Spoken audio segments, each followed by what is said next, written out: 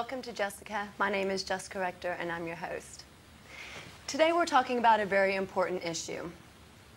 For those of you who don't know what my show is about, the premise of the show is to actually gain public awareness. And this can be done through people, events, situations. Today the issue deals with adoption, and the reason why I feel that this is so important is because we all know kids who want to be adopted. We've all heard stories how kids do not get adopted and how they want to be adopted. But most of us are not aware of how truly important this is unless we are somehow directly affected by it, unless we know a child who needs to be adopted or we know someone who's trying to adopt. We don't directly get involved with adoption. And today we're going to become a little more aware of adoption, the process, and what actually entails with it. And today we're going to talk with Janie Reber. Please welcome my guest, Janie. Hi, Jessica. Hi, thanks for joining me today. Thanks for having me. And I do have to say before we get started, I appreciate your willingness to come on and talk about this and just your willingness to be so open about this topic that I feel that a lot of people are almost scared to talk about. So why don't you tell us a little bit about your story? Well, I was actually adopted at 5 years old. And fortunately for me, which is not so fortunate for a lot of siblings going through the foster care and adoption process, I was actually adopted with my biological brother, which was very special. Yes. And basically, my whole life, from the time I knew I was adopted, and always have, I've been very open about my story and anxious to, and very willing to let everybody know where I've been and where I'm going because of it.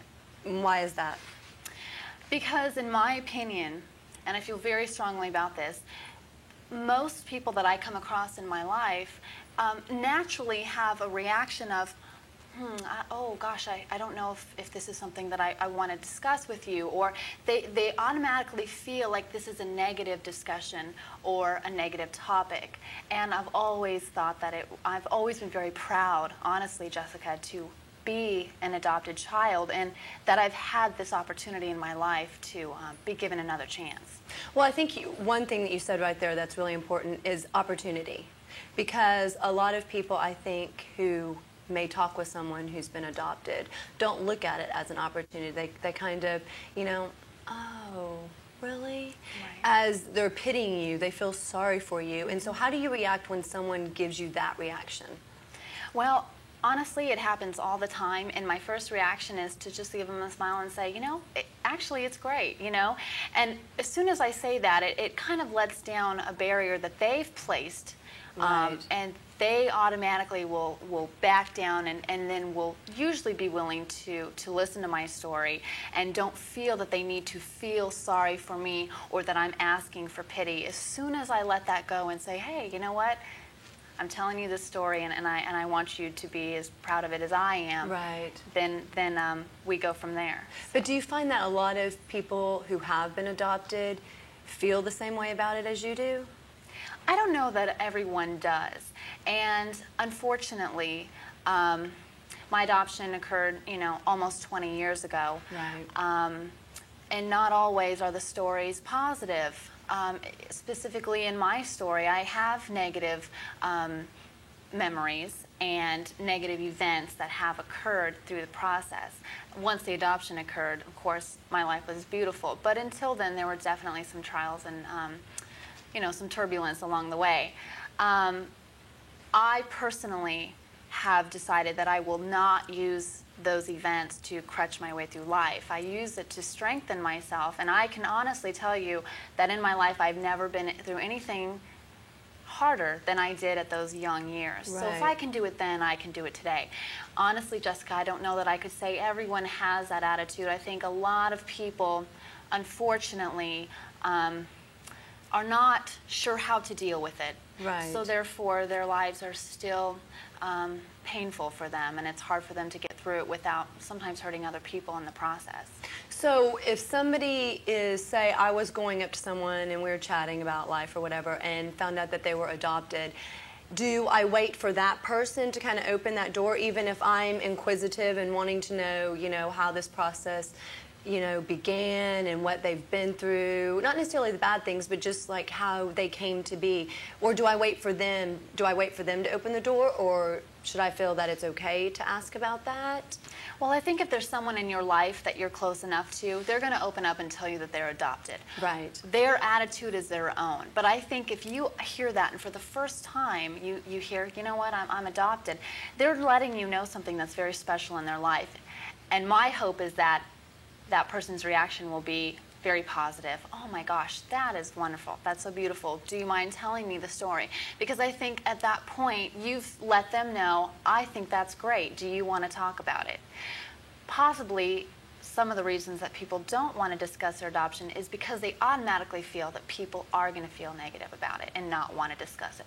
And that's one of the stigmas I think that, the United States has, is that you don't hear a lot about adoption. Mm-hmm. And when you do, it tends to be, okay, this bad thing happened in the foster system, this bad thing happened, and you don't ever hear wonderful stories. And so people, whenever they do want to know more about it, they tend to go to all the negative things. Their mind goes, oh, well, they've probably been through hard times, they've probably been through this, so they're not going to want to adopt it. But I like how you say, just kind of, just arm them right there and say, hey, but it's a good thing. And it all begins with you and with, other people who have been adopted. Yes. By saying, hey, this is okay, this is beautiful.